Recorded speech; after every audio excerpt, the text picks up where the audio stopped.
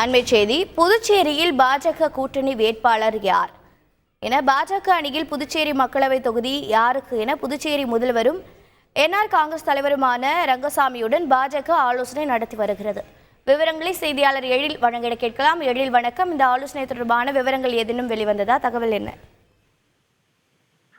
புதுச்சேரி மாநிலத்தில் கடந்த 2021ஆம் ஆண்டு நடைபெற்ற சட்டமன்ற பொதுத் தேர்தலின் பொழுது என்ஆர் காங்கிரஸ் பாஜக கூட்டணியை அமைத்து தேர்தலை சந்தித்தது.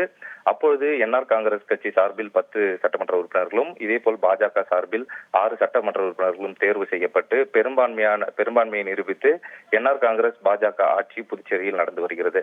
இதனிடையே கடந்த மாநிலங்களவை தேர்தலின் பொழுது பாஜக மாநில தலைவராக தற்பொழுது உள்ள செல்வ கணபதி மாநிலங்களவை உறுப்பினராக தேர்வு செய்யப்பட்டார்.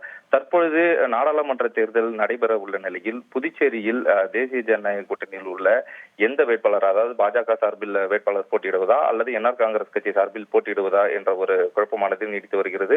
ஏனெனில் தமிழகத்தில் கூட்டணி குறித்து பேச்சுவார்த்தை தொடங்கியுள்ள நிலையில் புதுச்சேரியில் இதுவரை பேச்சுவார்த்தையானது தொடங்காத நிலையில் இன்று அதிகாரப்பூர்வமாக பேச்சுவார்த்தையை தொடங்கியுள்ளனர். அதாவது நாடாளுமன்ற பொறுப்பாளராக பாஜக சார்பில் நிர்மல்குமார் சுரானாவை நியமித்தது.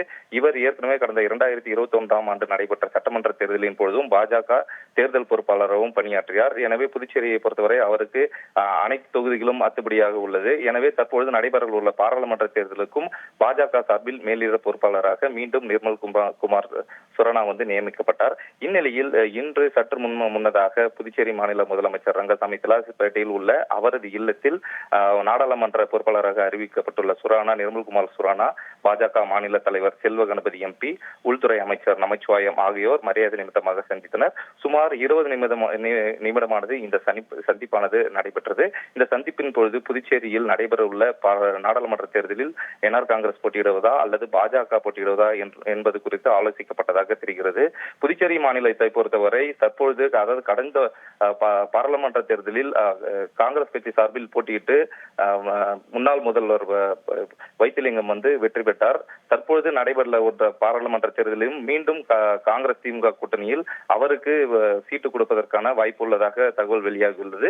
இதேபோல் காங்கிரஸ் கட்சி சார்பில் முன்னாள் முதலமைச்சர் நாராயணசாமியும் போட்டியிடுவதற்கு மேலிடத்தை வலியுறுத்தி வருவதாகவும் தகவல் வெளியாகியுள்ளது.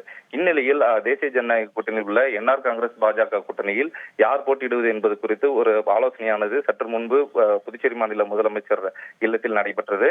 அப்பொழுது பல்வேறு பெயர்களை முன்வைத்ததாக தெரிகிறது. குறிப்பாக புதுச்சேரி மாநிலத்தின் உள்துறை அமைச்சராக உள்ள நமச்சிவாயம் தேர்தலில் போட்டியிடுவார் என ஏற்கனவே அரசியல் வட்டாரங்கள் தெரிவித்தது. இருந்த போதிலும் நமச்சிவாயம் அவர்கள் மாநில அரசியலிலேயே முழுமையாக அவர் கவனம் செலுத்தி வருகிறார்.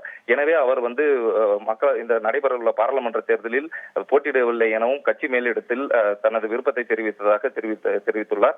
இதனிடையே காரைக்காலில் உள்ள GNS ராஜசேகர் தொழிலதிபர் ஏற்கனவே பாஜக சார்பில் சட்டமன்ற தேர்தலில் போட்டியிட்டார். அவர் வேட்பாளராக நிற்பதற்காக தன விருப்பத்தை தெரிவித்துள்ளார். இதேபோல் புதுச்சேரியில் சுயேட்சையாக தேர்வு செய்யப்பட்ட சட்டமன்ற உறுப்பினர் சிவசங்கரும் பாஜக சார்பில் போட்டியிடுவதற்காக விருப்பம் தெரிவித்துள்ளார். தகவல்களை வழங்கியதற்கு நன்றி எழில்குமார்.